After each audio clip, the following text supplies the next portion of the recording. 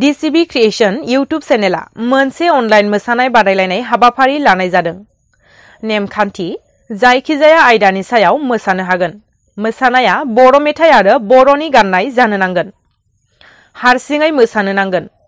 मोसानायखौ मबाइलजों दाब्लायै दिखांनो नांगोन। सायख'गिरिनि सायख'नायानो जोबथा थांखि जागोन। सानै देरहागिरिखौ लाइकजों सायख'नाय जागोन। थामहिनबा जायनो बांसिन लाइक मोनगोन बेखौनो देरहागिरि महरै सायख'गोन। लोगोसेनो गाननाया गाव हारिनि जानो नांगोन। मोसानायखौ DCB क्रिएशन यूट्यूब चेनेलाव फोसावनाय जागोन। बान्था महरै सेथिनो 1001 रां आरो नैथिनो 501 रां बावहरनाय जागोन। रांखौ बेंक एकाउन्टाव सोनानै हरगोन।